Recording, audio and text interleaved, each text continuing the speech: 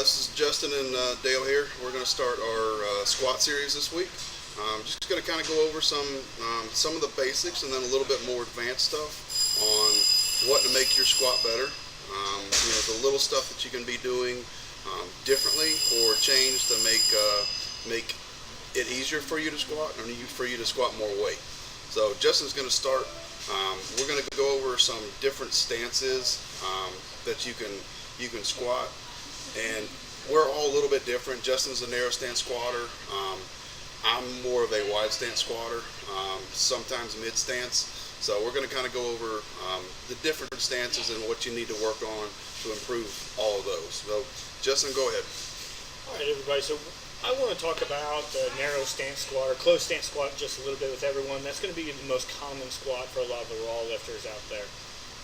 There's a couple key things that we really need to remember with that closed stance. One of the most important things is making sure that we get the hips open. Since the stance is so close, the hips are actually being restricted the way that femur goes into the hip. So I want to get that opened up. That way everything can travel nice and fluid like it's supposed to.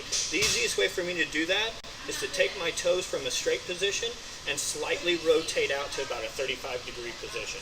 From there, now everything is tracking the way that it needs to. You can see from the side, foot's out.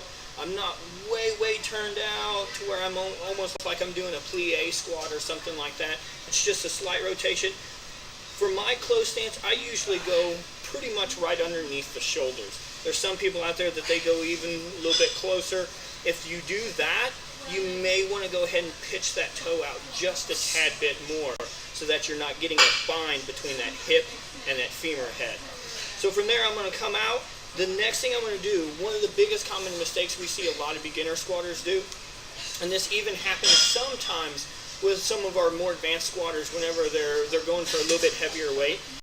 I don't know why everyone forgets this, but it's one of the most important things, and that's making sure that we push our knees out. We want to drive those knees out as hard as we can in that closed stance. That's what's actually going to get us to depth. Instead of like in our mid stance or our really wide stance where we have to push the hips back really far, the knees going out is what gets me to depth on my narrow stance. From the side, you can see once I start to squat, my hips are barely going to go back. I'm basically sitting straight down, and I can do that because my knees are being pushed out. So from the front, it just looks like this. Knees go out hard, and I come back up. So now what we're going to do is I want to demonstrate that just a little bit underneath the bar. And as I'm doing that, Dale's going to point out a couple of key things as well.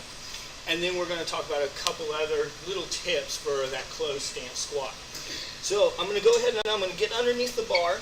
One of my next tips is my bar position. Whenever I'm in my closed stance, I want to try getting just a little bit lower with the bar. If I am way up here, that bar is going to pitch me forward with that stance. So I'm going to try getting kind of a mid to low bar position. I'm going to go ahead and unwrap, come back, have my stance set. From there, keep my head in a neutral position, not driving the head up, not looking down, just nice and neutral. I'm going to find the spot to keep my eyes.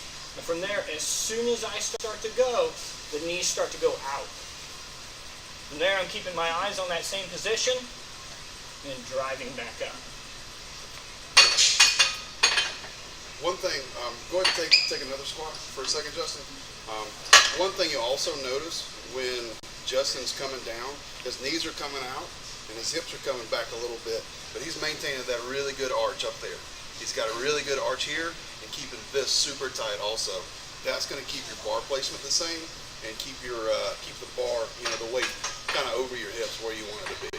So that's one thing you definitely want to keep in mind. One of the things that we're really looking for on that closed stance squat, and hopefully everyone will know what I'm talking about with this, is we're looking for a straight bar path. So as soon as I unrack that bar and I start to go down, I want that bar path to stay right over my midfoot the whole entire time. That's where that bar placement really comes in handy. Making sure that I don't have it too high, and also making sure that I don't have it too low on my back with that